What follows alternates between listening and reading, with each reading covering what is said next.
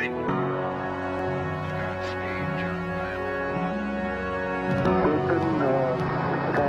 Base here. The Eagle has landed. Rocket Tranquility, we copy you on the ground. New possibilities are opening up for scientific cooperation between countries. 1-0-0. Liftoff. Americans return to space as Discovery clears the tower. Discovery, go and throttle up. Discovery, roger. Go for deploy. Everybody in the shuttle program, the crew is go for launch. Roger. Nice to be in orbit. We have followed in their footsteps to get us where we are today.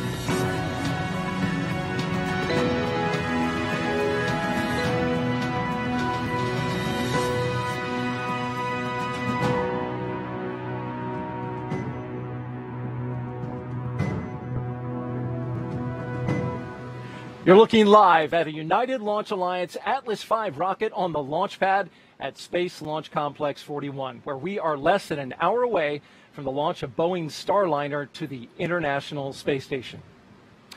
And welcome, everyone, to the Kennedy Space Center here in Florida. It's a humid day. It's a hot day, around 83 degrees, but it's a wonderful day because we're launching a rocket. And we've got coverage for you, live coverage of Boeing Starliner Orbital Flight Test-2. I'm Daryl Nail with NASA.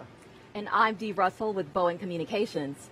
Boeing crews worked throughout the day getting Starliner ready from Launch Complex 41, which is just a few miles away from us at the Cape Canaveral Space Force Station.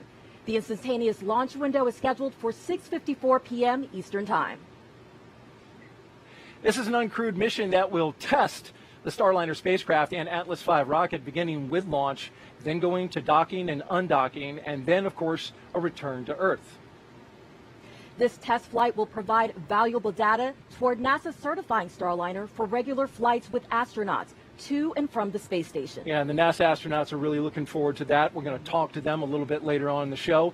But let's take you back to yesterday morning. What a beautiful shot this is. Look at that. This is the rollout of the rocket to the pad. 2 rail cars pulling the 3.5 million pound convoy to the mobile launch platform, along with the rocket and Starliner spacecraft, from the vertical integration facility out to the launch pad. What a journey. It takes about 20 minutes to travel that 1/3 of a mile. The Atlas V rocket there, what a great shot.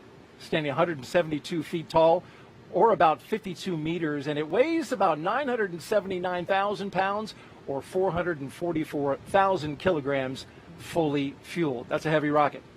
Fast forward to today, and you can see there from the live shot, in preparation for launch, both stages of the Atlas V rocket were fueled up with propellant, and that happened just a few hours ago. And as you can see from some of our views provided from our launch cameras, it is a beautiful day out. We've got a low cloud deck in the area, some clouds that have developed. We'll talk to our weather officer about that in just a bit. And earlier today, another important pre-launch milestone was completed. Boeing's ground crews inside the White Room closed the hatch to the Starliner. Although there's no crew flying on this second test flight, the Boeing closeout crew is working as if there is. Now let's check in with Launch Weather Officer Brian Cizik with the 45th Space Wing. Yeah, Brian, we've got some clouds that moved in over the area. Earlier today, the clouds were not there. We had clear skies, and it was looking good. But then we started to see some cloud cover, and I can see in the background there that you're tracking that. Yes, Dale, you're right. And actually, those high clouds that moved in, you're seeing that filtered sunshine behind you right now. Those actually really helped for our launch conditions today. And let me explain that a little bit. So we have this high upper level cloud deck, cirrostratus clouds that are moving into the area. And that actually limited the amount of surface heating that we got throughout the day. And that's how the atmosphere heats up. It's almost like a boilerplate from the bottom. So the surface heats, and that helps bubble up some of those showers and thunderstorms that we see so often here in Florida in the summertime. But as I mentioned, those clouds really help to limit that heating, so we saw a lot less shower and thunderstorm coverage than we would have otherwise seen throughout today. And if you look a little bit farther south, you can see where there was less of those upper level clouds, we actually had more of those showers and thunderstorms developing. So really overall, that is what's leading to some very good launch conditions today. My colleague Will Ulrich just briefed at the T-1 hour weather brief that the probability of go is now 90%. So let's take a look at that launch forecast. A 90% chance of go. The current weather status is go, and a 90% chance that we remain go throughout the count and into T0. So overall conditions are looking really good. All the weather rules we look at are both for natural and trigger lighting, and everything is looking good as we head closer to T0. Guys? All right, that's a great update, Brian. And we'll check in with you a little bit later for that L-30 briefing by Will Ulrich to the launch team. There's a distant shot of a launch pad, Slick 41 as they call it. We are L-48 minutes and counting. Just a few miles away from us is our team of launch commentators at United Launch Alliance's Atlas Spaceflight Operations Center, or ASOC. They are listening in to the launch operations. We're talking about Dylan Rice, launch director himself for United Launch Alliance. In fact, recently oversaw the GOES-T launch. Well done. And Boeing's Lauren Seabrook, the newest member of Boeing's broadcast team. Welcome to you both. Hey, thank you so much, Daryl. Dylan and I are coming to you from the heart of ULA's operations, where we are really just tucked in the middle of everything going on. We are surrounded on all sides by the men and women, the engineers who are prepping the rocket. And actually, if we take a look behind us, you can see us up here kind of above all the action that's happening down below, and you can see what's happening on the sides here as well, just to give you a better perspective on where we're able to listen to the flight loops. So, Dylan, why don't you give us an update on how things are going with the rocket? Well, Lauren, Atlas V and Centaur are fueled and ready to go. The vehicle was rolled out to the pad yesterday, where it was connected to the propellant storage farms, air conditioning, all the other pad utilities. Daryl talked about that just a minute ago. The countdown started this morning about 7:30. We powered up the rocket, began our final checks of all of our avionics systems, and then started final preparations out at Launch Complex 41. All that work wrapped up around noon, and with Complex 41 and the launch vehicle ready, we started cryogenic tanking just before 1 p.m. Cryogenic tanking takes under 2 hours to complete and went very, very smoothly today. For now, the vehicle remains in stable topping, and all of our pre-launch checks are basically complete. The team is active closing out the crew access tower as we speak. Once all that work is wrapped up, the team will clear the pad. This is the 93rd flight of the safe and reliable Atlas V launch vehicle, the second flight of the N22 configuration, the 103rd launch from Slick 41, and ULA's 150th launch overall. This vehicle is equipped with a dual-engine Centaur, a configuration that is uniquely capable of providing all the performance required for Starliner's mission. So let's take a look at some video that we recorded just about an hour ago from our White Room. This is when our pad team was wrapping up pre-launch procedures. Like I said, it wrapped up about an hour ago, but some of the things you'll see on your screen have been happening throughout the afternoon. They've been doing things like making sure the switches inside the spacecraft were all in the proper position. They removed ground support equipment that was no longer needed for Starliner, and they've ensured that all the air ducts were not blocked. They also armed the launch abort system switch inside the spacecraft. That's actually something the crew will do in the future, but because, of course, we have no crew on board today, the pad team took care of that for us. They also checked to see if the gravity indicator was secure. I can tell you, I can confirm the gravity indicator is tethered to seat number 2. And before the hatch closure, they purged the cabin to make sure that the humidity was at the right level. Once the hatch was closed, they checked for leaks by pressurizing it, and they basically do this by pushing air into the cabin and holding that pressure for about 10 minutes. It's kind of like inflating a balloon. If you think about if you were, pushing air into the balloon and holding it, if there were any holes in that balloon, you would notice it would start to leak, and that would be very obvious. Well, the telemetry that feeds back to us can let us know if there are any leaks, and that way we know that we are safe to fly. And so once they checked the integrity of the hatch seal, they released that air, and then they normalized the pressure. And everything so far has gone really smoothly. The entire pad team is actually called the Blue Team. It's made up of 5 people from Boeing and 3 people from ULA. And Dylan, they really work together, but they have a lot of different responsibilities. What are some of the things the ULA pad team members do? Well, the ULA team members are there to really manage the crew access tower system. So they're performing safety checks of the tower and configuring the White Room prior to the team leaving the pad. Part of that configuration of the White Room will be retracting the Starliner access plank and raising the White Room environmental seal for launch. Once all that work is done, the blue team will clear the pad and head for the fallback area for launch. And we also watched a really special moment of the team coming together right at the end of finishing their closeout procedures. They were arm in arm, kind of had their heads bowed, had a final moment there with the spacecraft before they left. So it was a really special moment, and I'm sure it was special for them as well. So Daryl and Dee, we'll go back to you. Thank you very much, Lauren. It'll be good to see that pad team helping the astronauts get aboard that spacecraft here soon. And now, after the Atlas V launches with Starliner aboard, there are several moments to look for. Take a look.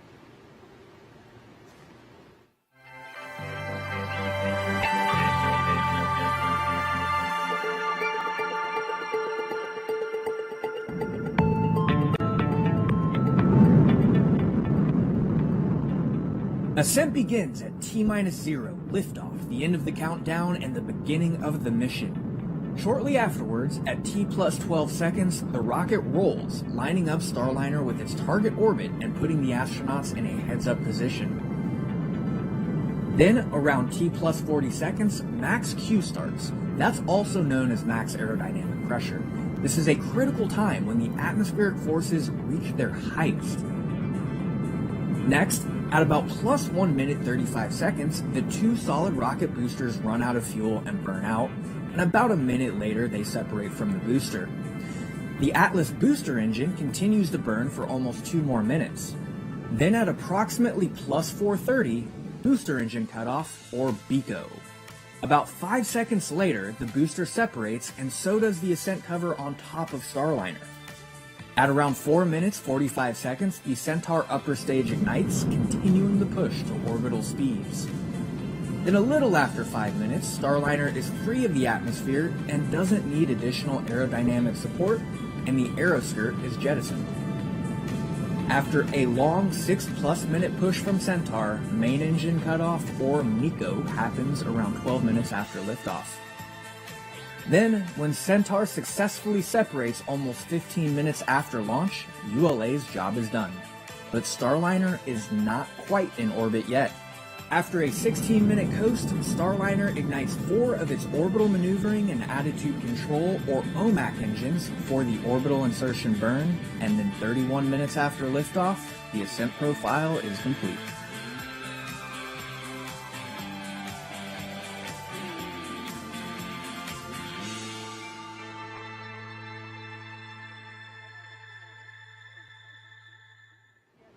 Controlling Starliner's flight to the International Space Station are the teams at Mission Control in Houston.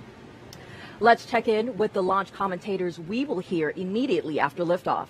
NASA's Brandy Dean and Boeing's Josh Barrett are joining us from the Johnson Space Center in Houston, Texas. Thanks so much, Daryl and Dee, and welcome to Mission Control Houston.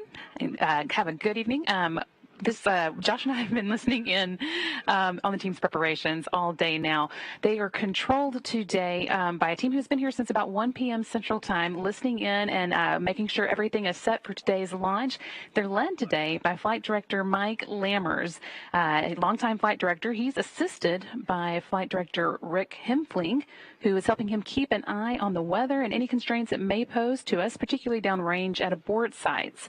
And then as an added bonus, we also have Matthew Jominick sitting alongside the two as today's Capcom. You won't hear him speaking to the spacecraft today, but he's building up experience for Starliner's next flight when we'll have crew on board to talk to. And that's right. Now, as some of you have been following this mission are aware that Rosie the Rocketeer, our anthropometric test device, is sitting in the commander's seat right now in Starliner. Now, she won't be doing any piloting of her own. She'll be getting a lot of help from Starliner's automated flight software, and then hopefully some minimal help from the team here in this control room on the ground if all is going well. But the team has been commanding the vehicle since about L-3 hours, so just over 2 hours ago they've really taken command of the vehicle. Here in the control room behind us we've got console operators monitoring all their systems. Immediately behind us we've got our GNC and propulsion subsystem operators. The team really seems to be in good spirits. It's been a relatively clean countdown. And so far, it's been pretty quiet, and we're really looking forward to launch. Yeah, everything looking good as we count down to today's 5:54 p.m. Central launch time, 6:54 Eastern. And that is just about 39 minutes away now. But of course, Starliner will be docking at the International Space Station. So we want to make sure that the space station is ready to host us. That means that just down the hall, we've got the International Space Station Flight Control team watching over their systems and verifying that they're ready. We're going to toss it down there now to Gary Jordan, who's been watching over with them. Hey, thank you, Brandy and Josh. Yes, I'm right down the hall here in Mission Control, Houston. Behind me, the flight controllers are looking after the orbiting laboratory. That's the destination of the Boeing Starliner, the International Space Station. Teams here are led by Flight Director Anthony Varya. Right now, they're checking out the station systems to get ready for a go for launch and making sure that the station itself is ready to receive Starliner. We'll be watching today's launch closely in this room, but really we'll kick into gear tomorrow when we set up for joint operations with the teams down the hall where Brandy and Josh are controlling the Boeing Starliner. Shortly after launch and throughout tonight, Starliner will execute a series of burns to gradually raise its orbit and catch up with the orbiting lab. We'll also see a series of demonstrations to test Starliner systems and capabilities all along the way until docking, about 24 hours after launch. In the meantime, the Expedition 67 crew is in a sleep period, getting some rest before supporting a docking late at night Greenwich Mean Time tomorrow. But we did hear that the crew requested to watch the launch through the broadcast, so everybody say hi to the crew. From left to right, we have NASA astronaut Bob Hines, European Space Agency astronaut Samantha Cristoforetti. Of Roscosmos, we have Denis Matveyev, Oleg Artemyev, and Sergei Korsakov. And rounding out the crew with NASA astronauts Jessica Watkins and Kjell Lindgren.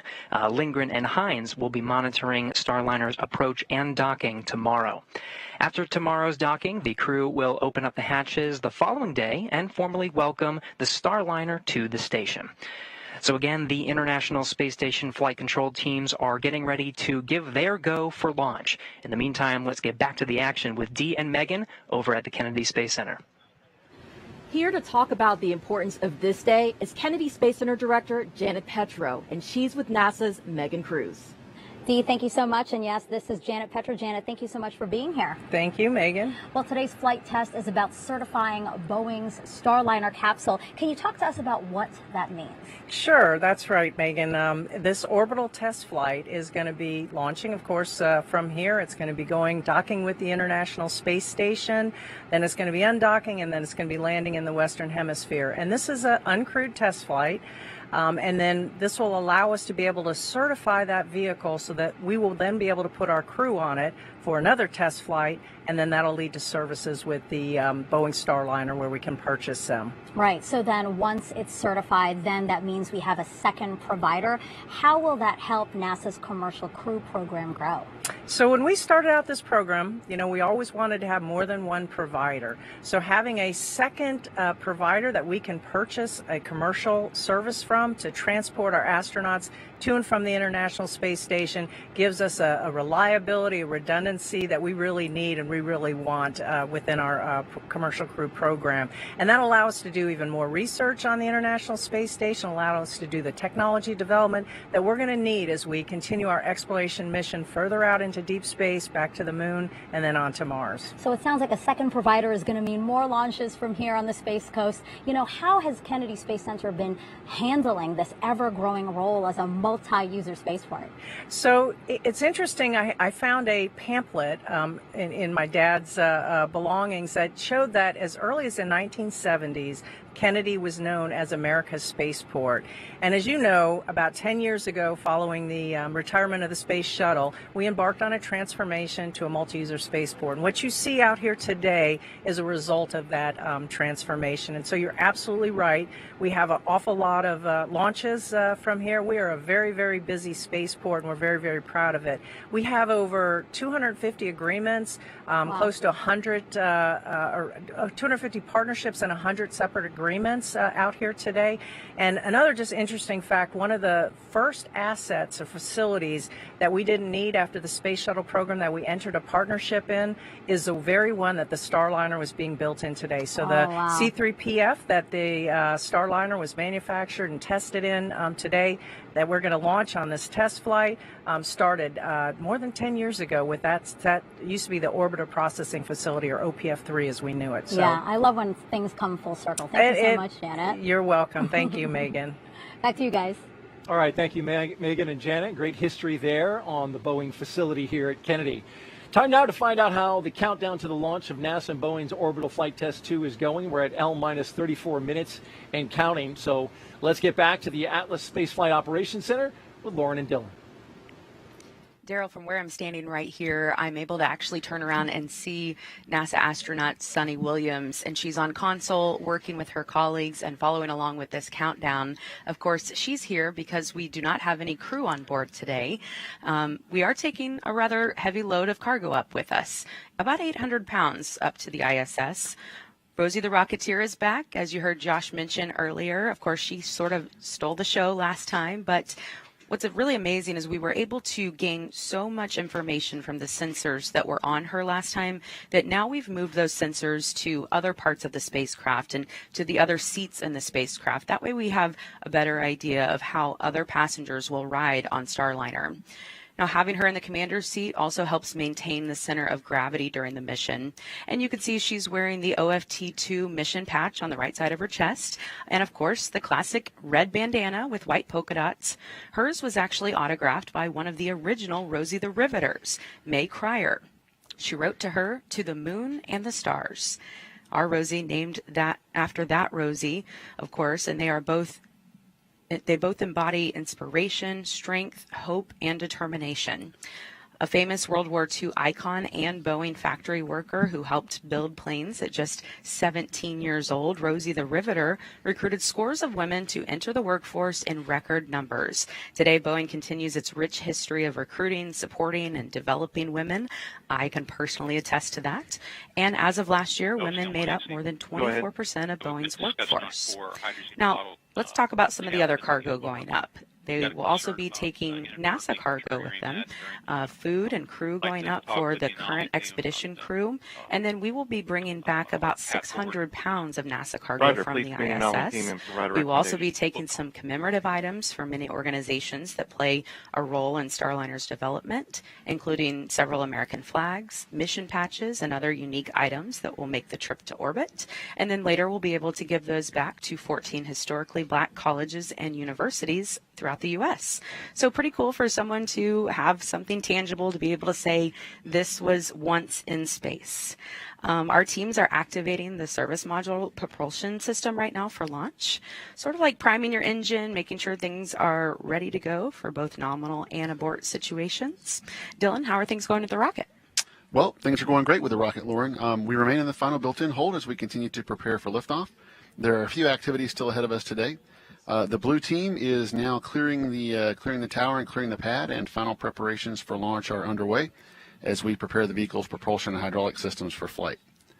The avionics team will be taking upper-level wind data and loading that into our flight computer that helps Atlas, Centaur, and Starliner kind of steer its way through the winds as we move through the atmosphere.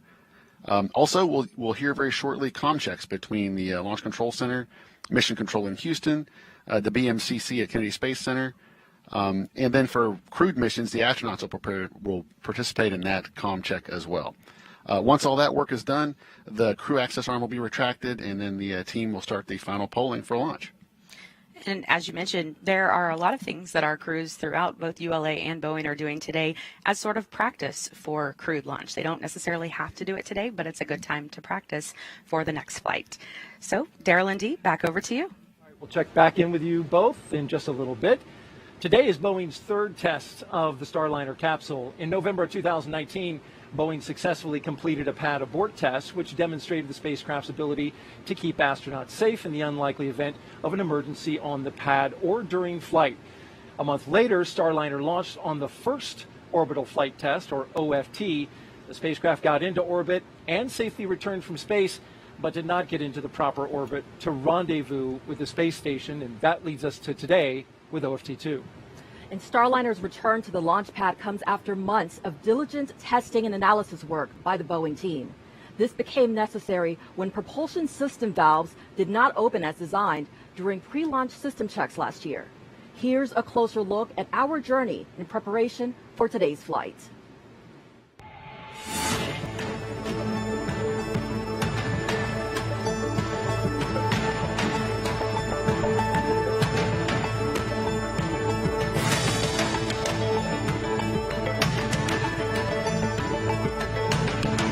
3, 2, 1, and liftoff. The rise of Starliner and a new era in human spaceflight.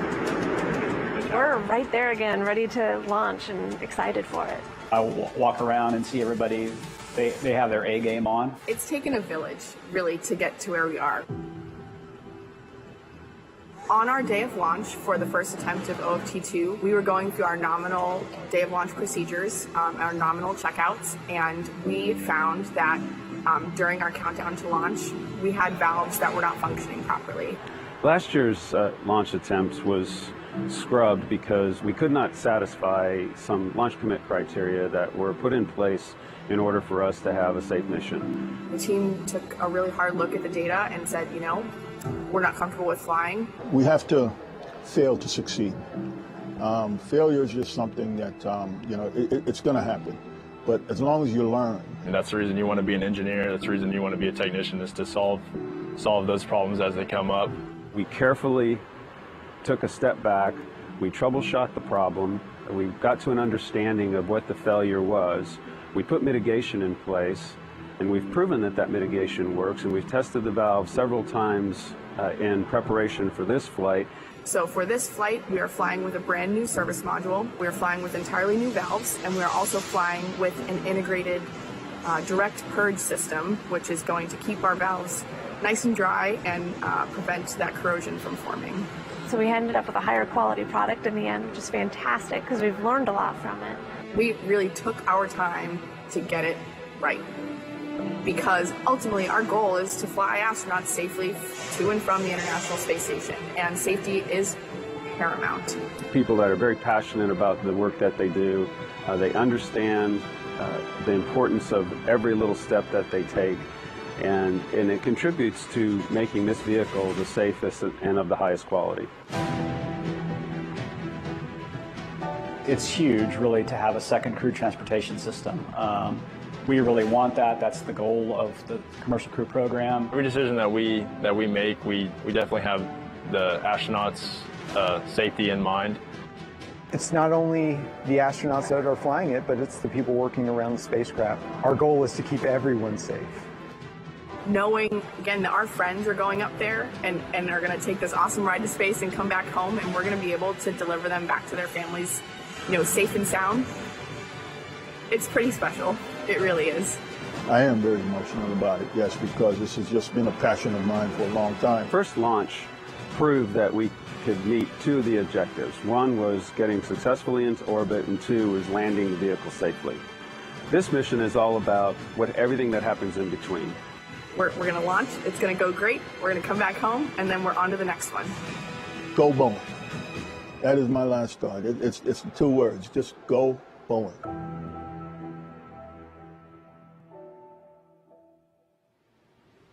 Here's a live look inside the Boeing Mission Control Center, where the launch team is working and monitoring pre-launch operations along with NASA astronauts. Yeah, that's right, Dee. There's 2 NASA astronauts on console with this launch team today.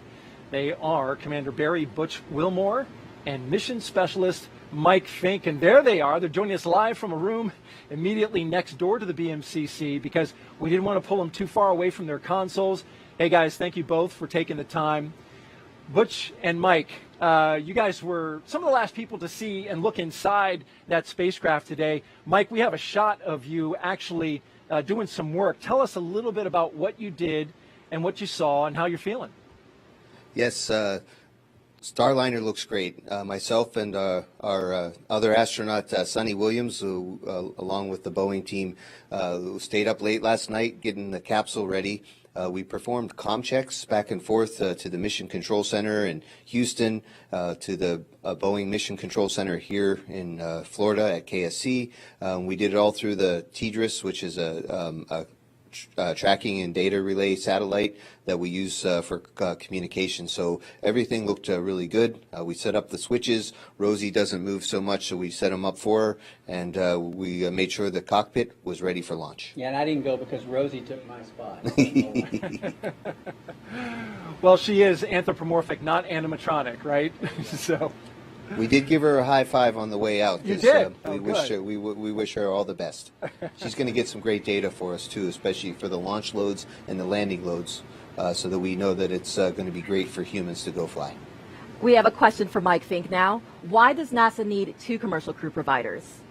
Oh, we can't keep all of our eggs in one basket, and I think some of the words that we've been saying in the past couple of days is dissimilar redundancy. In other words, we have another way to go up besides the SpaceX and the Crew Dragon, and it's dissimilar. So we're not using the same rocket or the same capsule. So if there's something wrong with one, we can still have a chance to continue our continuous human presence aboard the International Space Station, and it allows NASA to not worry about the launches and landings for space station flights, so we can focus on going to the moon and beyond.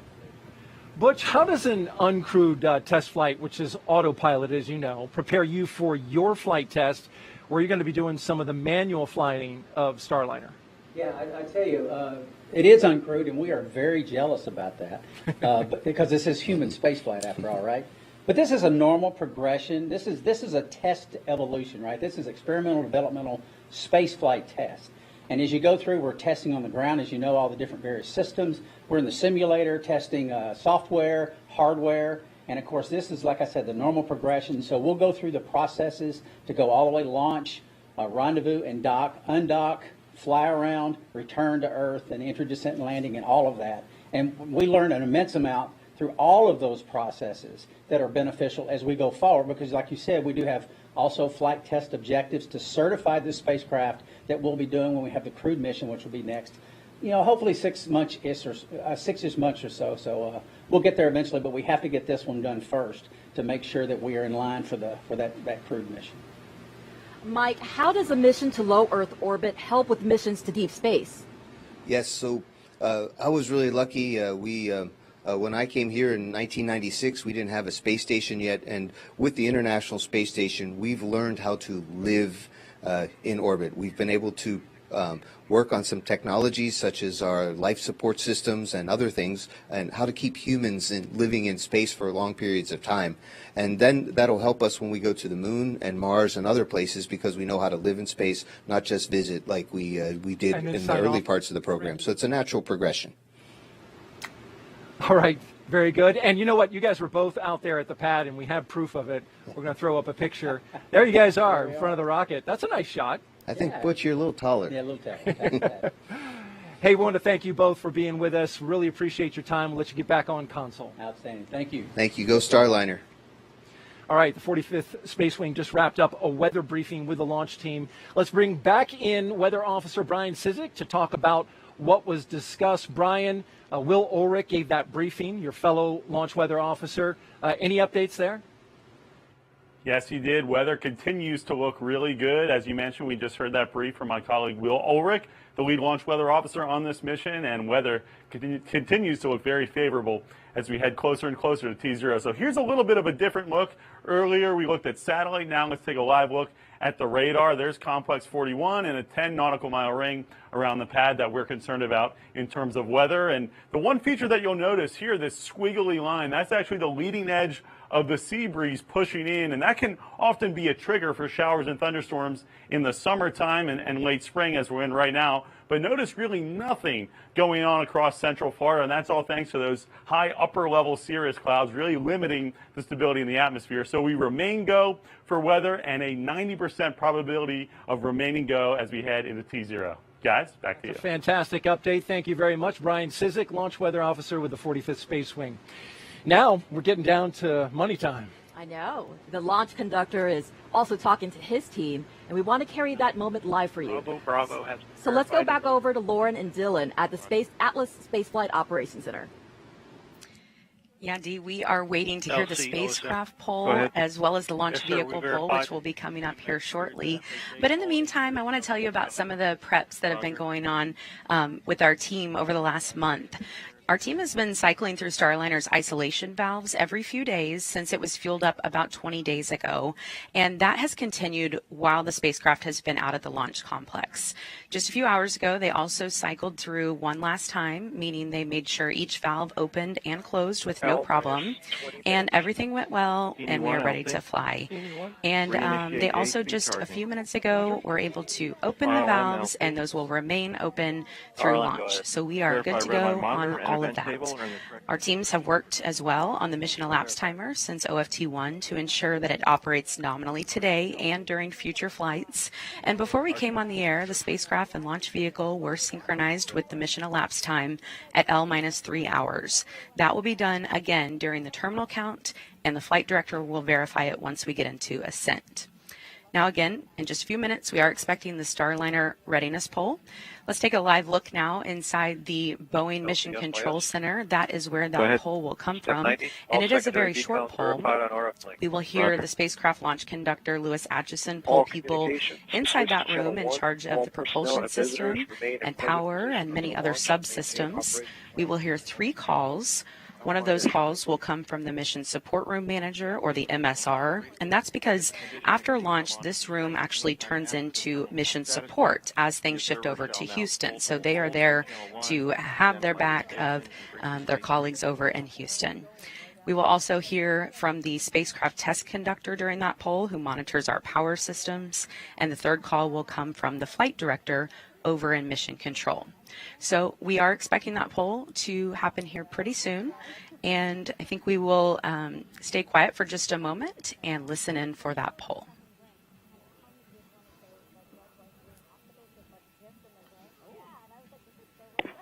Flight STC MSR Manager, this is Slick on Launch Ops. This time we'll conduct our CST-100 poll for terminal count. Report readiness to support terminal count when prompted. MSR Manager. MSR is ready. STC. ECT is ready. Flight. Flight is go. CST-100 is proceeding with final configuration for launch. All operators monitor LCCs and report any LCC violations to your operations leads. SMD, Slick, Launch Ops. SMD. CST-100 is ready for terminal count. The management poll for launch will be conducted on ULA Channel 3 at L-8 minutes. SMD copies.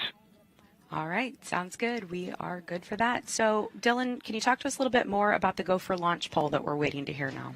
Sure, Lauren. So once that polling is done, the next big poll is going to be coming up at L-8 minutes is the Mission Management Team poll. That's going to be conducted right next door to us in the Mission Director Center.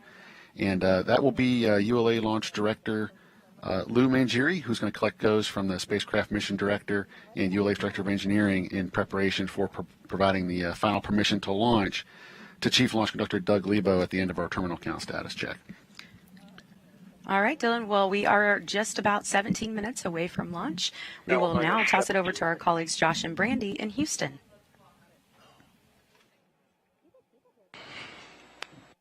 Thanks, Lauren. I feel like we've said the word poll a whole lot just now because it is this point in the countdown when a whole lot of polls happen. Actually, Flight Director Mike Lammers pulled his team right before he reported into our spacecraft launch conductor, Louis Atchison, back in the BMCC. I can't help but smiling because we're all go right now. It is very quiet here in Mission Control.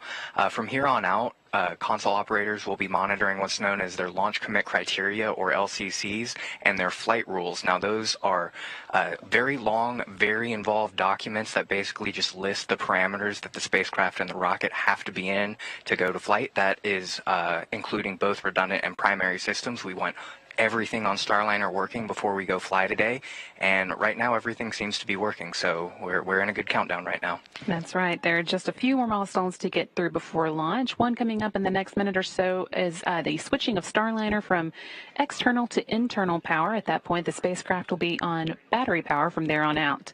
But for the most part, the team here is just watching, waiting, and standing ready for launch, now 15 minutes away. We'll send you back to Florida for now, but we will be back with you starting at liftoff, so stay tuned. Daryl? All right, Brandy and Josh, thank you, and we'll see you then. NASA is relying on Boeing and several other providers to help sustain our permanent presence in space. Joining us now with more on that is NASA's Deputy Administrator and Space Shuttle astronaut, Pam Melroy. She's with me. Yeah, Daryl, of course. Pam Melroy, thank you so much for being here. Oh, I'm excited to be here. This is a great day. Yeah, absolutely. You know, you flew on 3 shuttle missions, I'm telling you, like you don't know, all to build the International Space Station. So with that in mind, how does it feel to be here today as NASA works to certify a second provider, meaning more trips, hopefully, to the International Space Station? Oh, this is a great moment. You know, when we built the space station, we were really focused on all the amazing science that we could do and the innovation. And so now having another way to get there just gives us more resilience. It allows us to do even more science. And I think as a former shuttle astronaut, at a time when there were only 2 human spacecraft that were available in the entire world, and now we have more, and that means more people can go to space. And the innovation that happens at the space station is just so exciting to think about. Yeah, I love how you light up when you talk about this, because tell me, I mean, it's so important to sustain this permanent presence in space, right? It's incredibly important. We hope to go out into the solar system with humans to do science and to explore. And those are really long trips. So we really need to understand how to live and operate in space. The International Space Station is providing critical technologies that we are testing to go onto the moon and out to Mars and even beyond. Right. But in addition to that, what we've really found is that having a lab allows us to have more innovation. Yeah. So the shuttle only flew 5, 6, 7 times a year for about 10 days to 2 weeks at a time. Now we have more payloads, more experiments. We have commercial research going on the station. So that permanent presence allows us to make so much more progress. Yeah. So as a former astronaut, as a former test pilot before that, you know, can you give us some insight into how our NASA astronauts must be feeling today as they watch this uncrewed test flight? Well, for test pilots, in God we trust, everyone else brings data. So what you see as a test pilot is the fascination with, okay, how's everything going to work? What we have learned through many years in the aviation side is that the engineers do their best, but there's always things that happen that you don't expect. And so really that's what the crew is looking for. They're looking for what worked, what we need to continue to work on. That is actually the meaning of a test flight. So it's, as a tester, it's actually a great moment to see it come together. Yeah, to get that opportunity. Yes. Perfect. Janet, thank you so much. Oh, Janet, Pam, thank you so much. I really appreciate you being here. Thank you. I'm thrilled to be here. Back to you guys. All right, thank you very much. And we are L-minus 12 and a half minutes and counting until liftoff. And you can see behind us the rocket's on the pad. Atlas V Starliner is ready to go. We just heard that the launch team saying it's a great day, a beautiful day to go fly Starliner. We are anticipating it. It is a lot of anticipation out here for this one, and ULA and Boeing are finishing up their preparations for launch. And so we want to give you one other note. Once Starliner launches, the ISS, its destination, will be flying 257 statute miles over the North Atlantic. Now let's head to the Atlas Space Flight Operations Center, where Lauren and Dylan will tell us what those teams are doing, and then they will count us down to liftoff. Hey, Dee, Starliner is just about ready to switch over to internal power, so we're waiting for that. And then also we are going to start seeing that crew access arm start to retract back, and we will see it move quite slowly today. But Dylan, if it needed to, in case of an emergency, it could really get out of there pretty quickly. Yeah, that's right, Lauren. And I just heard the command get given to start the crew access arm retraction. But that crew access arm rotates 120 degrees back to the crew access tower. It takes just under 2 minutes to do, but it can be redeployed in about 15 seconds in the event of an emergency. With no crew aboard, we won't see anything like that today. All right. And we do want to let you know that after liftoff, Dylan will do the flight dynamics from here in the ASOC. Then Brandy and Josh will continue their commentary from Houston through ascent, spacecraft separation, and the orbital insertion burn. We also want to let you know today that we are updating our internal camera system on Starliner to have more live views inside in the future. But for today, we'll be able to watch cameras on the rocket. We will also have live telemetry feeding back that will provide us with a real-time look at a spacecraft model that we will be able to take a look at and know exactly what's happening with the spacecraft when video is not possible as it moves through the dynamic phases of flight. So we are coming up on L-10, getting very close here, and we are now waiting to hear the next call, which will be to verify that Starliner is on internal power. And we were going to listen into the loops for just a few seconds.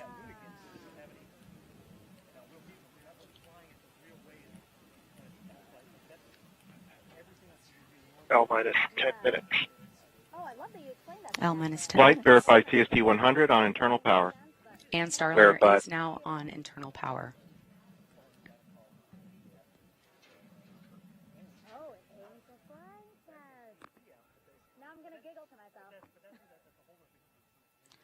Today is an instantaneous launch window. You may be sometimes used to seeing that the time of launch can shift a bit, but not for us today. We have a launch window that we have to go right on the dot, and that is because we wait to launch till the orbital path for the ISS aligns up with the Space Coast and with Central Florida. And then once we get up into orbit, Starliner essentially plays a game of catch-up with the space station. It just works to catch right up to it and eventually reaches the same speed of more than 17,500 miles an hour.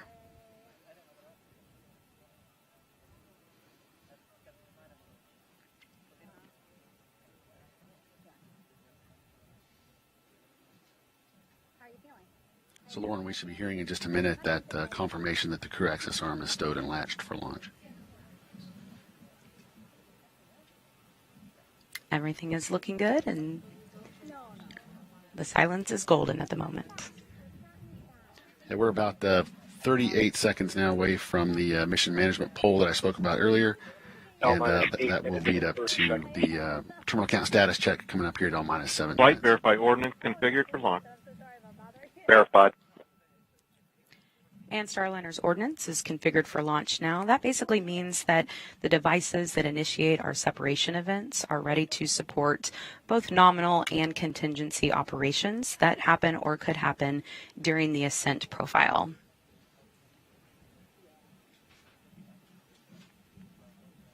L-8 minutes. We are 8 minutes to launch.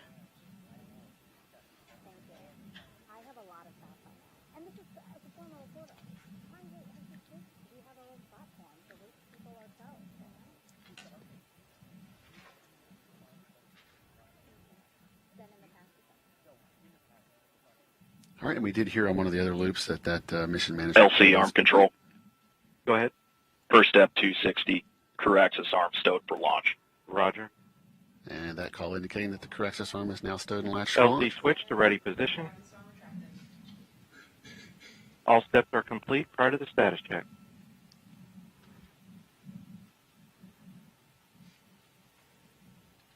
So we're going to listen in now to Chief Launch Conductor Doug Lebo poll his team.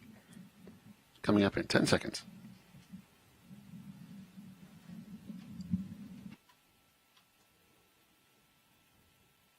L-7 minutes.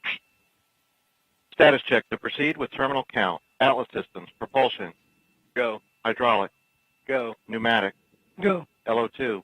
Go. Water. Go. Sensor systems, propulsion. Go. Pneumatic. Go. LO2. Go. LH2. Go. Has gas. Go. Electrical systems, airborne. Go. Ground. Go. Facility. Go. RFFTS. Go. Flight control. Go. GCQ. Go. Op support. Go. Com. Go. Umbilical. Go. Arm control.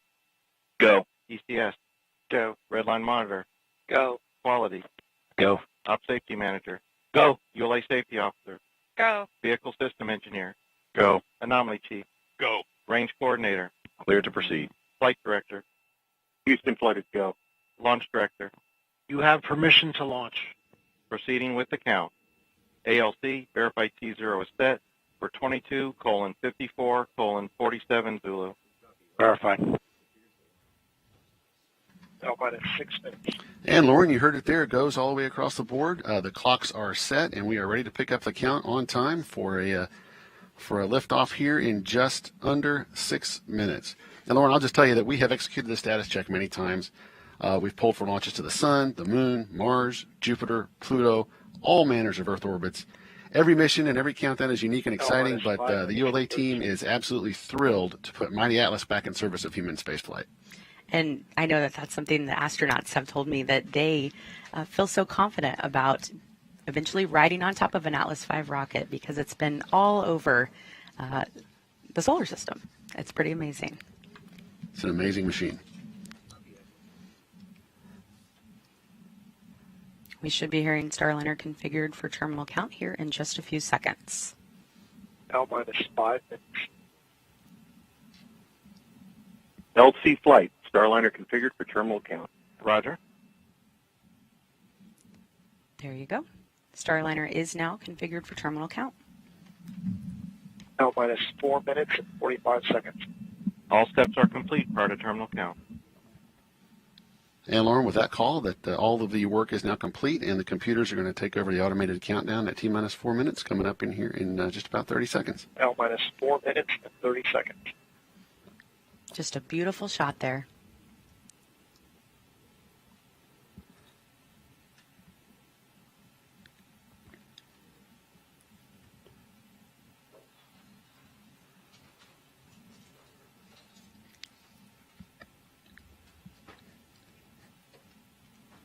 On my mark, the time will be T-minus 4 minutes and counting.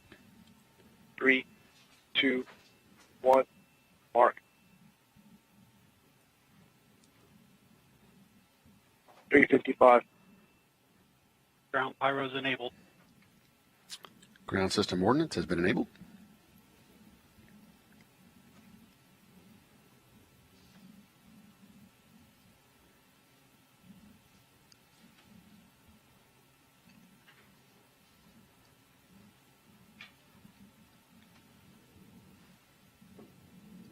.330.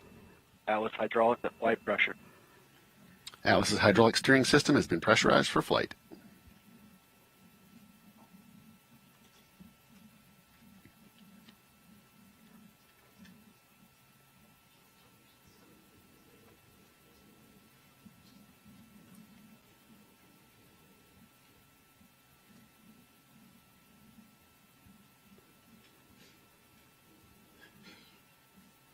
Three minutes.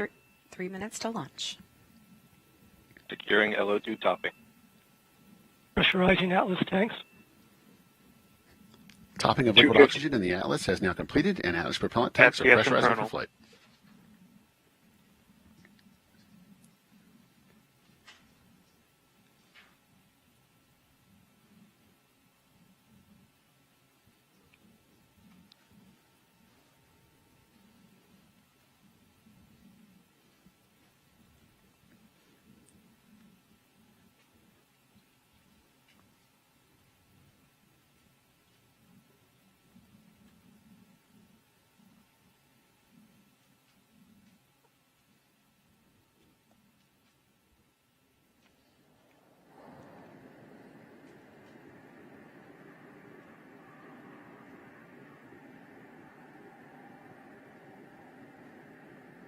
Two minutes. 1:59.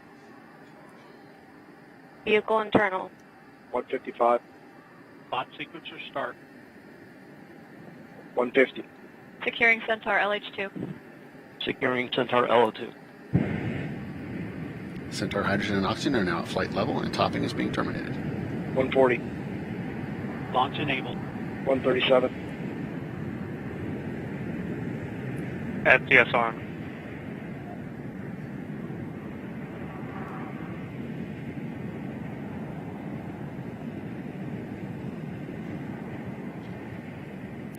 .120.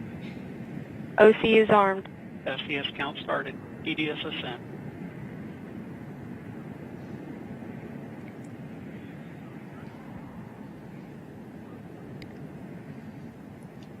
EDS armed and ready means the emergency detection system is now armed.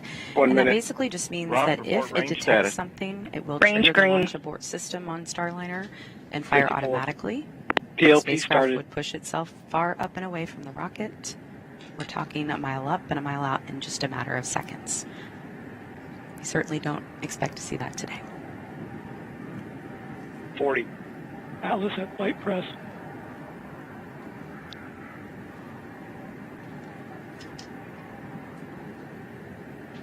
.30. 30 seconds. Centaur at flight press. Vehicle is now pressurized for flight. 25. Status check. Go Atlas. Go Centaur. Go Starliner. All systems are go for liftoff. Go Starliner.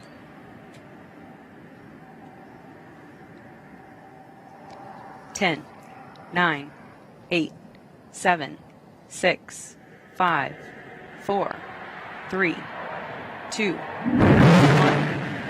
And liftoff. Starliner is headed back to space on the shoulders of Atlas, powered by a workforce dedicated to its success.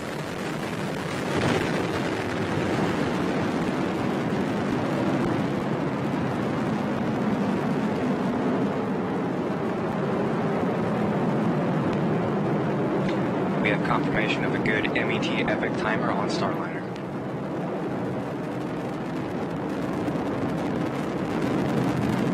Atlas executed its roll program. Already ready is now giving your throttling down to attitude, maintain crew in a acceptable heads-up dynamic position if pressure you on had the crew on vehicle. board today. This is the first planned throttle down for Atlas in preparation for max Q. Max Q, maximum dynamic pressure on the vehicle.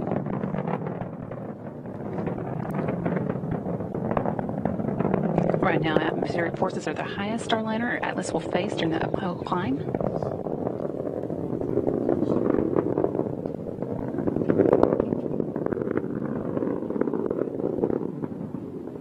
Mach 1, Atlas 5 and Starliner are now supersonic. Vehicle now throttling up. Up next in about Engine 20 response seconds, is looking good. Starliner's 2 solid rocket boosters will run out of fuel and burn out.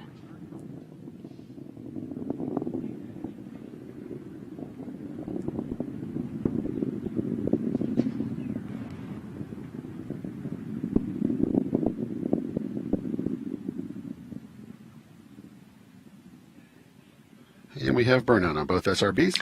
Good crew module forward link connection. Already ready is throttling back up to full thrust. Now that we pass the solid rocket booster burnout, you'll soon see those 2 solid rocket boosters separate from the vehicle.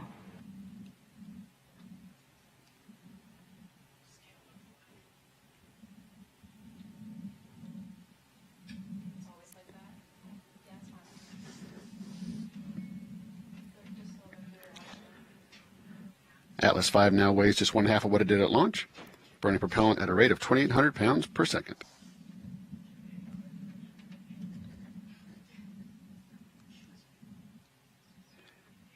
And we have indication of SRB jettison. Atlas continues to ascend using solely the RD-180 engine. That's about 2 minutes remaining in the booster 850,000 phase of pounds of flight. thrust at sea level.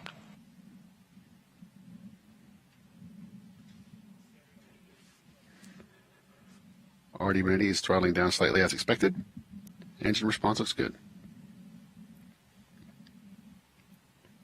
Teams here on the ground confirming Starliner has a good trajectory. We're now 2 minutes and 55 seconds into today's flight, flying at an altitude of 56 kilometers.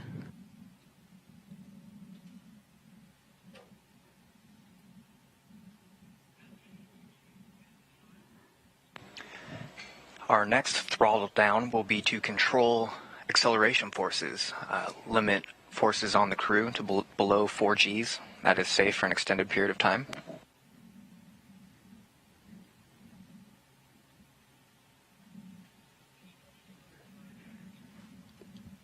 One minute remaining in this burn.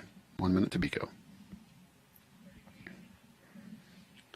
Already ready is now throttling to maintain 3.5 G acceleration on the vehicle.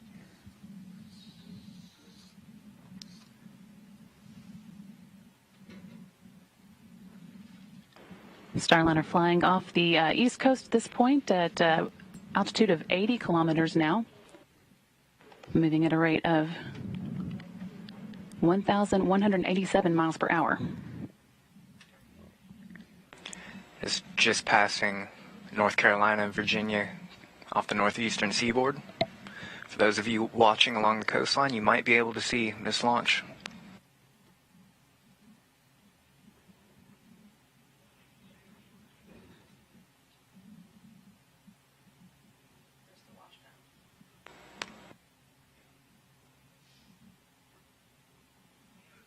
We have BECO, booster engine cutoff.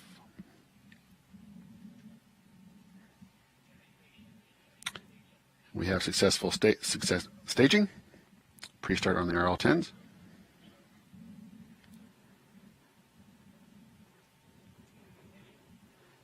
We have ignition on both RL-10s.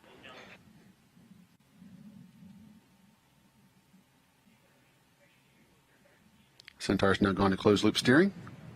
Just passed through several milestones. Teams here on the ground reporting that all are looking good. Ascent cover jettison there. That provided that aerodynamic structure to the top of Starliner, protected the docking equipment during ascent.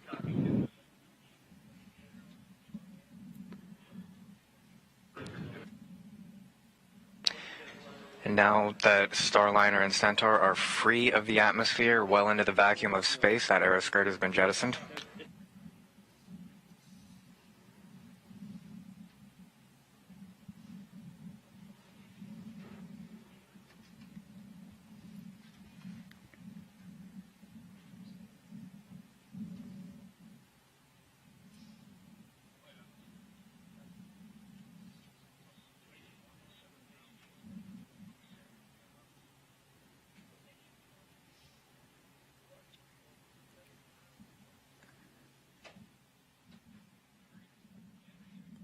Now 6 minutes into today's launch, Starliner continuing to accelerate up the North American coast. Everything going smoothly so far.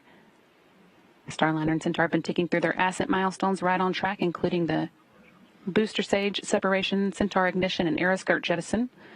A number of status calls we'll be listening for in the next several minutes, but if all continues to go well, the next major milestone to watch out for is the main engine cutoff, when Starliner will be officially in space.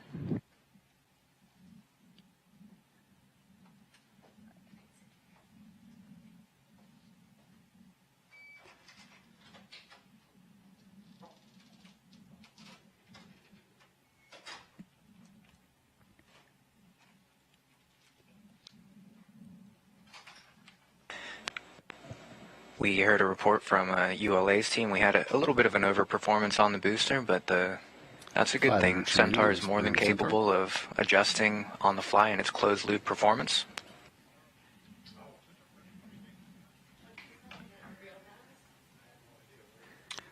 Centaur pressures are stable. Centaur looks good.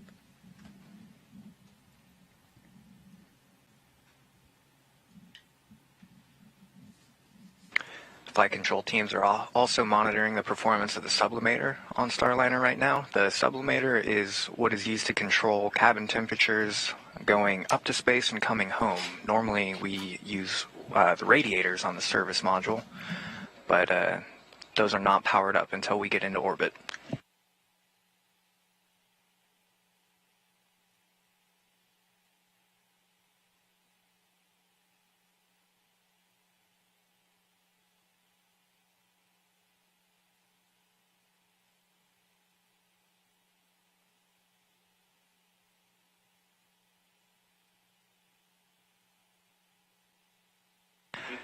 We heard confirmation that St. John's abort zone is open.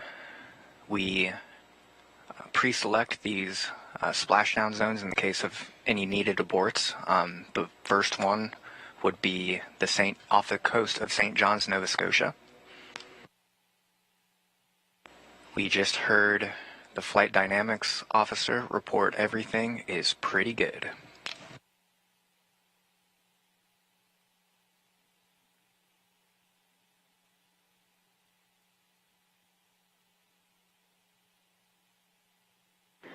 Flight controllers here in Mission Control confirming that our main engine cutoff time is looking stable. It is going to be 11 minutes and 50 seconds into the flight. We are now 8 minutes and 50 seconds in, so that's still about 3 minutes to go until we hit that milestone.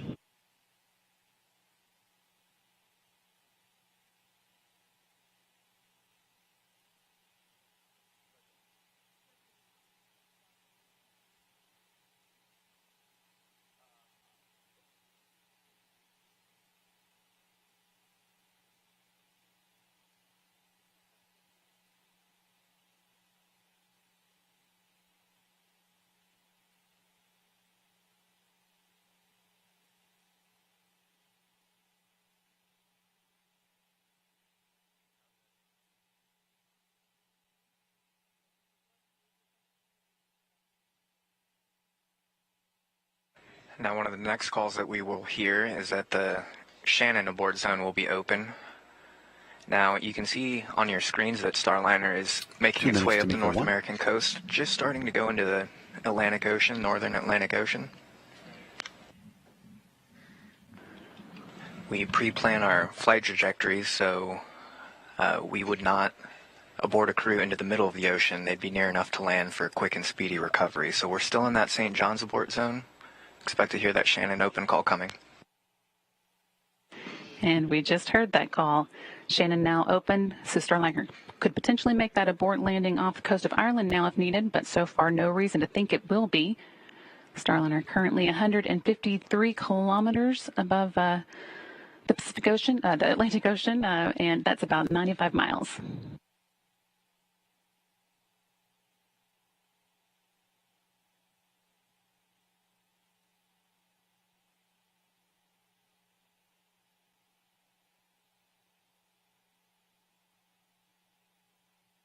$60 seconds to Miko.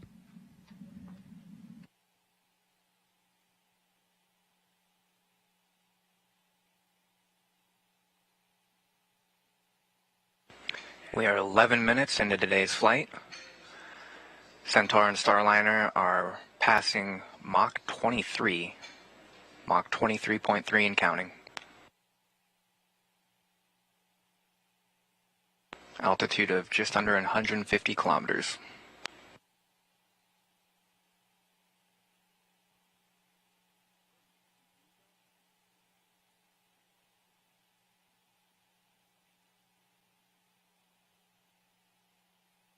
Miko's main engine cutoff when both of the dual engine Centaur RL-10s are scheduled to shut down. That again is coming up at 11 minutes and 50 seconds. About 5 seconds away now.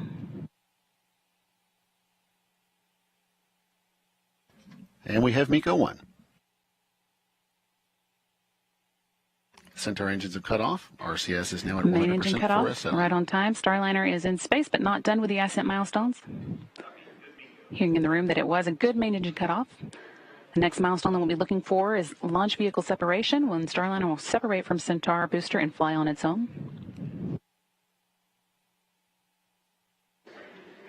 Even after that happens, we'll have about 15 minutes until our final major milestone in today's ascent, the orbital insertion burn that will raise the perigee, or low point of Starliner's orbit, out of the Earth's atmosphere.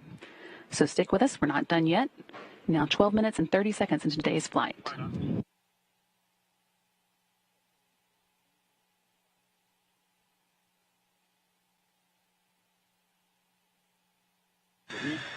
We just heard our Atlas console position report a spacecraft separation for 1450 after launch.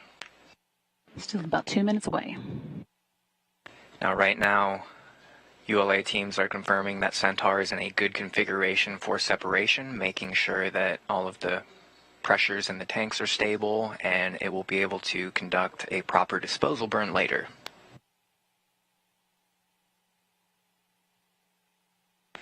Flight control teams here in the room are moving to their insertion checklists.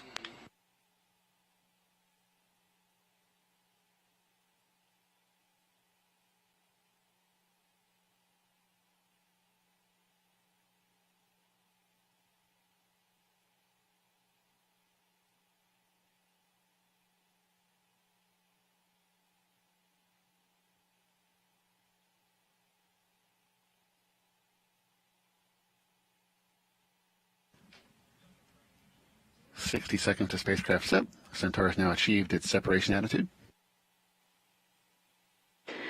Just under a minute now to go until the launch vehicle separation. The team here on the ground reporting that Starliner and Centaur are both ready for it in the right orientation and on a stable trajectory.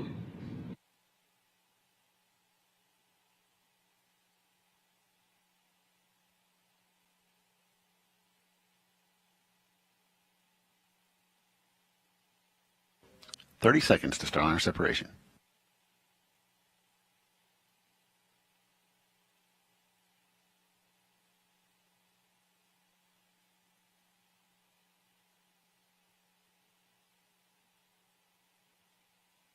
Centaur is holding attitude for Starliner separation. 10 seconds to separation.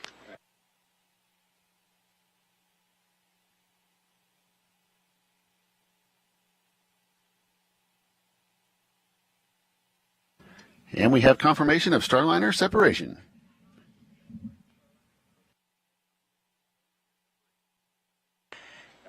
And Starliner is flying alone on its way to orbit.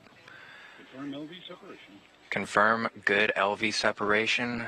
Thanks, ULA, for a smooth ride to space, and thank you, Dylan, for your help on that ascent commentary.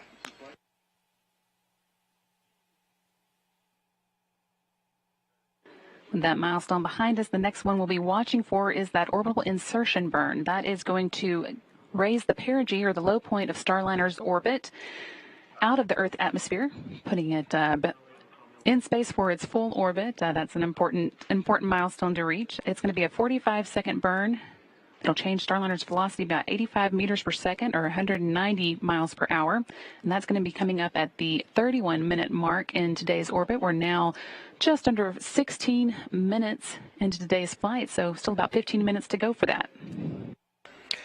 So there's a number of things that flight controllers are working on right now. They're transitioning Starliner from its launch mode over to its orbit mode. That includes powering up things like antennas, heaters, and those radiators that I mentioned earlier.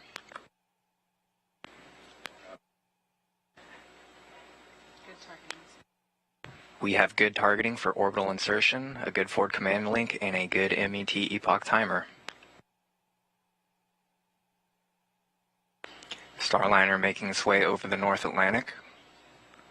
Some other things going on right now. They are powering down some what's called demonstration flight instrumentation. We have some extra sensors on there for these demonstration flights.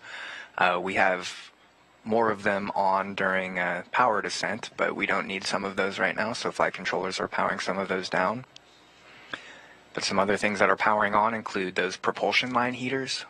When in the vacuum of space and in the Earth's shadow, it gets quite cold, around negative 250 degrees, so we want to make sure those propulsion lines don't freeze. And the radiators are those little small silver discs you might be able to see on the side of the service module. If you remember your high school physics, the only way you can get rid of heat in a vacuum is through radiation. And so that sublimator will be powering down, and the radiators will be taking care of the heat management for the rest of the flight until we get ready to come home.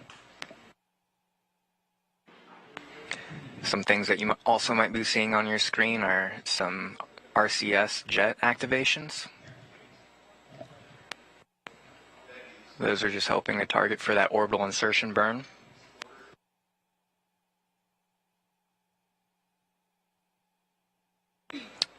And at about L plus 23, the team will transition Starliner into what's called fine pointing mode, or thrust align mode. So those jets that you see firing will hold a very specific attitude, which is exactly the attitude that we need for that orbital insertion burn, as Brandy mentioned earlier.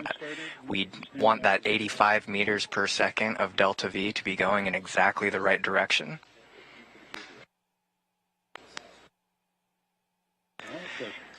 And so the colors you're seeing on your screen, Right. The colors you're seeing on the screen are indicating Starliner's track right now. Starliner is currently coming up on the coast of Europe and is about 224 miles, 139 miles, 224 kilometers above the Atlantic Ocean as it makes its way to the topmost or the highest part of this orbit. It will be heading southeast over Europe and a little bit of Africa in the next few minutes as it begins its journey to start catching up with the International Space Station. Again, one of the major milestones coming up in preparation for that is the orbital insertion burn, coming up at the 31-minute mark into today's flight. We're now just over 19 minutes in.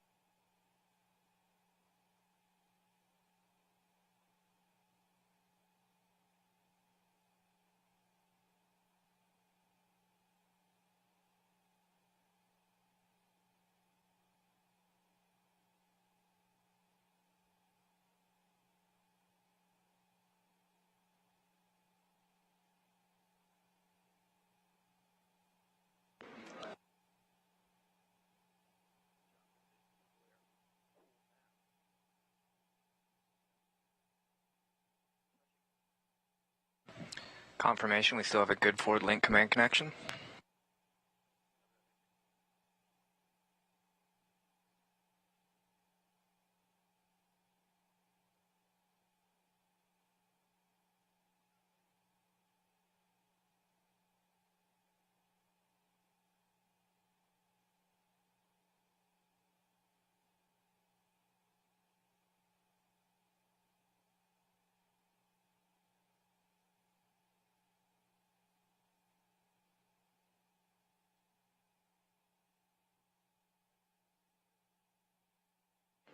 Getting a look at the number of teams who have been supporting today's launch all across the U.S., in particular here in Houston. View here of the flight director, Mike Lammers, and Rick Hempling, who's been assisting him, particularly with weather observations. And earlier you saw several of the teams who have been supporting from the launch site in Florida.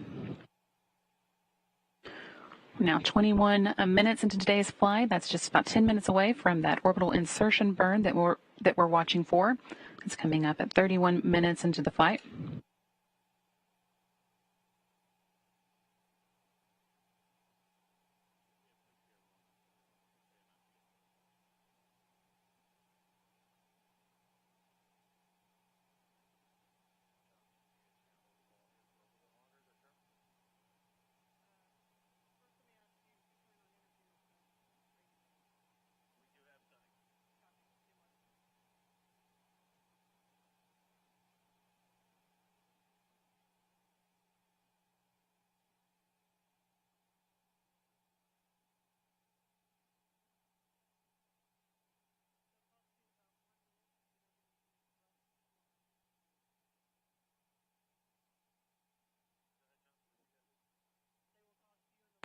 So we're about a minute away before the flight controllers put Starliner into its thrust align mode.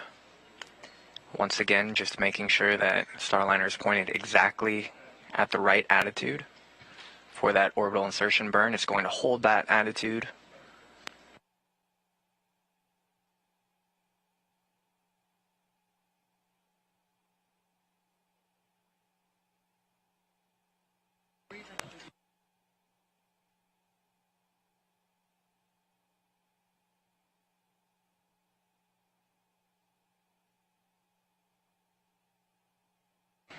It is otherwise very quiet on the flight control loops, which, as Lauren said earlier, silence is golden.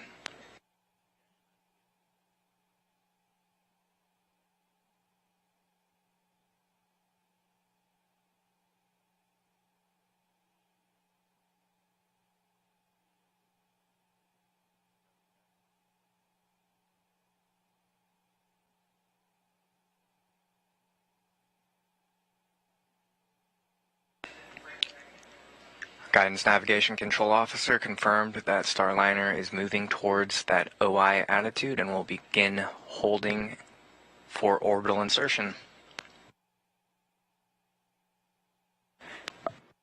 With that, we're going to take a minute to pause and toss it back to Lauren in Florida, who I believe has a special guest there to talk with before they wrap up their coverage for the day.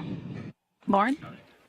Hey, Brandy, thank you very much. Yes, joining me now is NASA astronaut Sunny Williams. Thank you so much for being here, Sunny. Thanks. It's great to be here today. And I know you've been following along. I've actually been able to see you from my perspective up here. I saw you in the moment of liftoff. You had your game face on.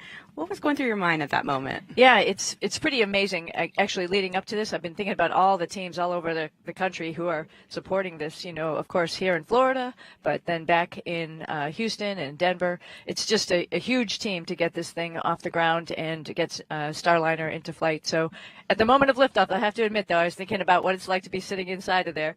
So, you know, unabashed to just imagine what it will be like for the next launch when we have people riding in Starliner and this Atlas V being a human-rated rocket. It's pretty awesome.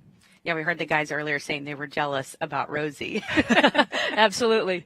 Well, just a few months ago, we were talking about how much confidence you have in the Atlas V rocket. And what made you say that? Yeah, we've been here a couple times watching launches, of course, not only for Starliner, for OFT the first time around, but also for other payloads that have gone up on the Atlas V. And, they're pretty expensive. I told my mom at one point in time, if they're putting that expensive payload on top of that rocket, I feel pretty good about that. And I know the team, I've been here, talked to a lot of people who have worked on this, this rocket, both here, Decatur, for example, as well in Denver. And I understand the engineering, or at least I tried to understand the engineering that goes into this complex machine, and they are A plus people doing just such a great job. So I know that their hearts are with us and ready to launch humans into space. Well, we are waiting for that orbital insertion burn. It is a very important milestone for Starliner. What are you watching for here? Yeah, we just want to make sure that, that burn goes off without a flaw. We get circularized around the planet, and then we can all take a deep breath and let the spacecraft fly for a little bit and get ready for the rendezvous profile for the ISS. So I think that is really what we're waiting for, just to make sure it's going to happen correctly, which, all indications are great. The spacecraft is working well. Now, Sunny, I see you at the office quite often. I see the guys at the office quite often. You guys really have worked closely with the people who have their hands on this spacecraft day in and day out. What does that relationship mean to you? It's huge. Like I mentioned, during the days leading up to this, I really was just thinking about the teams, all of the hard work that they've gone, into getting the spacecraft ready to go, as well as getting this rocket ready to go. I know ULA has done a lot of work leading up to this after the last attempt, and this relationship is so key. I feel like I just want to stay committed to them to make sure that we get to the finish line with getting people to the International Space Station. And so as soon as you guys finish up here tonight, then what happens? Where are you going next? Oh, heading back to Houston. Mission Control in Houston right now has the spacecraft, and we want to watch the rendezvous profile. We're also, all three of us are sort of sitting in the shoes of, or in the seat of Rosie, wondering what it's going to be like and what the spacecraft is going to see, how it's going to act in all of that rendezvous profile. So we'll be right there following along. So it's going to be an exciting 24 hours. I'm racing back. I'll be home tonight to be able to be in Mission Control in some capacity watching, just like here, watching that rendezvous profile. And can you tell us much about what would happen between now and crewed flight? What kind of training do you have to go through, and what kind of things are we going to be working on with Starliner? Right. So this mission is going to prove, we're going to learn stuff. Not everything is going to go 100% correct, right? We learn stuff every time we take something to space. And so we're going to take those lessons learned from this mission and apply it to the next launch, which is the crewed flight test. But even beside for that, we have testing that we're ready to go do. We have the crew validation test, which is coming up this summer, where the three of us will be in the spacecraft, in the suits, in the seats, checking out the environmental control system, checking out the ergonomics, making sure we fit, we're ready to go. We also be working with the software folks, so looking at all the displays, making sure that all the displays tell us the right information and we understand it correctly, and we can work with Mission Control with that. So there's a lot. And then, of course, there's training with the control team. The control team, we've had some training with them, but leading up to this, they've been working on an uncrewed version, and now us little pains in the neck are going to be sitting in there talking back to them. So we're going to work through all that choreography of how we're going to work together in the spacecraft. Well, Sunny, your time is valuable. I really appreciate you joining us here. I know you need to get back down to the console and follow along. So thank you for being here, and we are going to continue to follow along the loops here at the ASOC and wait for that orbital insertion burn, which is basically when Starliner will be up in orbit, hanging out until we're ready to start the rendezvous process and docking tomorrow. So for now, that's it for me and Sunny, and as well as Dylan Rice here in Florida, and we'll get you back over to Brandy and Josh in Houston. Thanks so much, Lauren. And great to hear from Sunny. We're now just about 2 minutes away from the orbital insertion burn. That, again, is going to be a 45-second burn. It's going to raise the perigee or the low point of Starliner's orbit out of the Earth's atmosphere and get it into a stable orbit. And after that, we'll begin checking out the critical control systems before tomorrow's docking.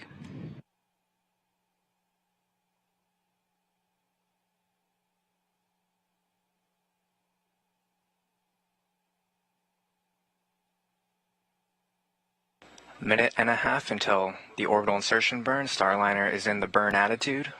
You might have seen earlier the nose of Starliner might have been pointed down towards the Earth, but that's actually the attitude that it needs to be, because as it orbits around the Earth, it will no longer be pointing at Earth. It will be pointing at that specific point in space that the orbital insertion burn will send us to. And once again, there'll be a lot of thruster activity. We want those 4 aft-facing OMAC engines, that's about 1,200 pounds of thrust each, to be pushing in exactly the right direction. OMAC standing for Orbital Maneuvering and Attitude Control. They're going to fire for 45 seconds for this burn, changing Starliner's velocity by 85 meters per second, or 190 miles per hour. 30 seconds to go now until that burn ignites.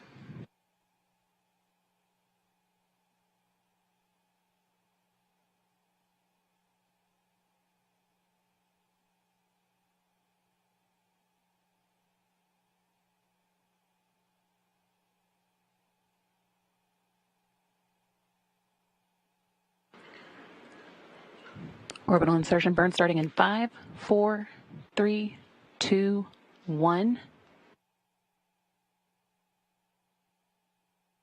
Again, this burn is going to last for 45 seconds. Teams here on the ground reporting 4 good orbital maneuvering and attitude control thrusters.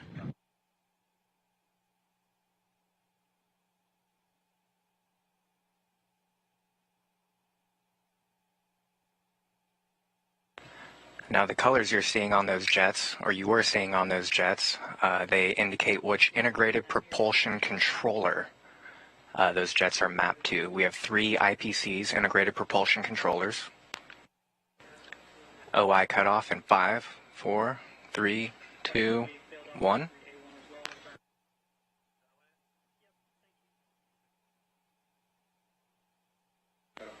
And we have OI cutoff.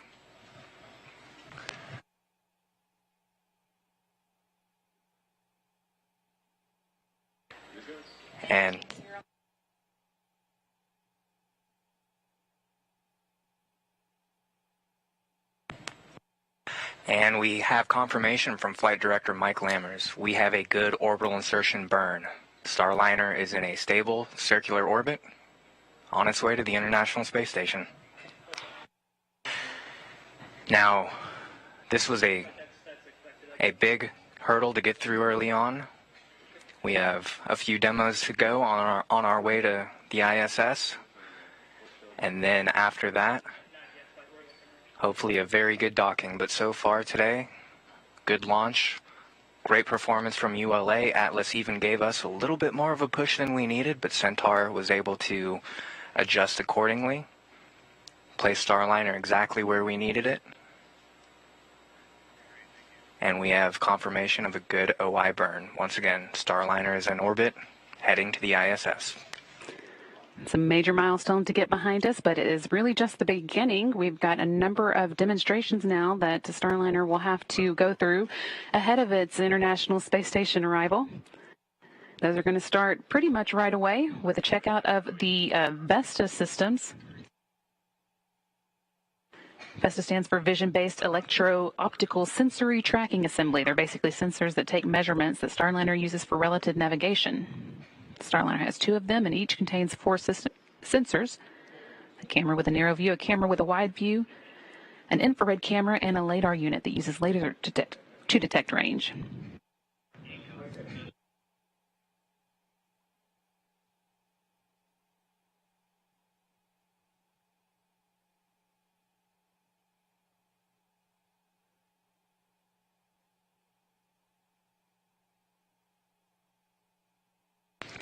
Just a couple more things they're working through on their orbital insertion checklist. We have confirmation good radiator activation. So those radiators are now in control and controlling the thermal environment inside the cabin.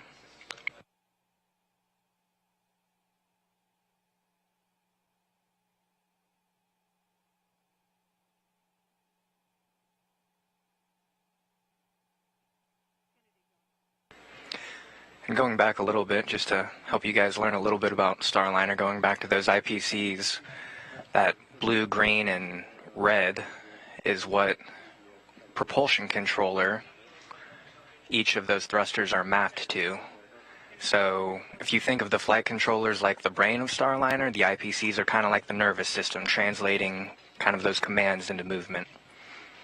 So we'll see the team continue to exercise those throughout the flight.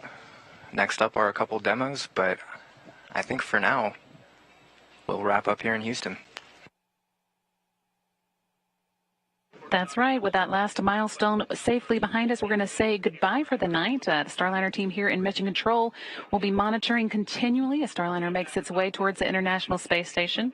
Right now, Starliner is about 118 miles above the coast of Africa, heading towards the Indian Ocean.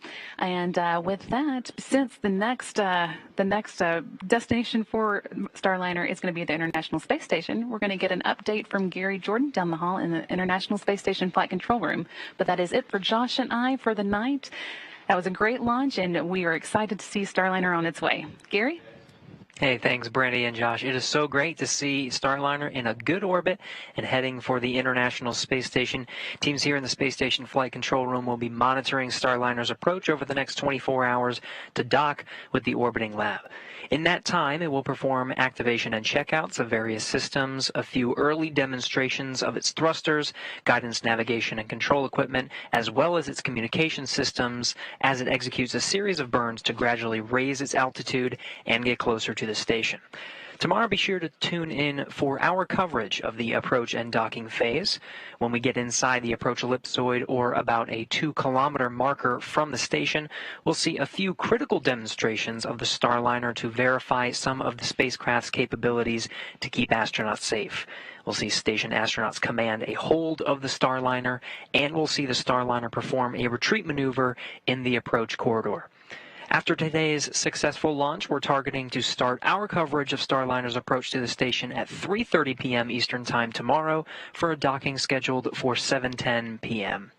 The International Space Station crew is expected to host a welcome ceremony of the spacecraft to the station the following day, and we may get some peeks inside the Starliner. It'll be a busy week here in Houston during that docked phase of Starliner, and there's a lot to do. In the meantime, that'll do it for us here in Mission Control Houston. And with that, I'll send it back to Daryl and Dee over at the Kennedy Space Center. Thanks, Gary. I'd like to thank the launch and flight teams across the country for making this day possible. But as you've heard many times, we know this is the first of many critical milestones for this test flight. Once docked, the Starliner will undergo a number of checkouts, including battery charging, transferring files through the space station downlink, hatch open and close, and cargo transfer. And of course, all of these demonstrations will provide the data needed to bring Boeing closer to having the privilege of carrying astronauts to and from the space station. And NASA astronauts are certainly looking forward to that. The docking that you mentioned, scheduled for a little bit less than 24 hours from now at 7:10 p.m. Eastern Time.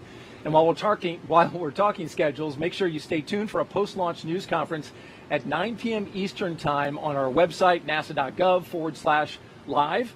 And NASA, Boeing, and ULA leadership will be on hand to answer questions about the OFT-2 test flight up until this point in time. Until then, and then afterwards, you can find updates at nasa.gov/commercial crew, all one word. And then, of course, you can follow us on Twitter, as you can see there on the right-hand side, at commercial_crew. We leave you now with another look at the launch of Orbital Flight Test-2. But before we do that, I got to compliment that jacket. No. That's a nice jacket. That's right. Yeah, it's looking good. Keep your eye on it. Yes. Somebody might burgle it from you if you're not looking. For Dee Russell, Boeing, ULA, and all of us here at the NASA Kennedy and Johnson Space Centers, I'm Daryl Nail. Have a good night, and remember to keep looking up.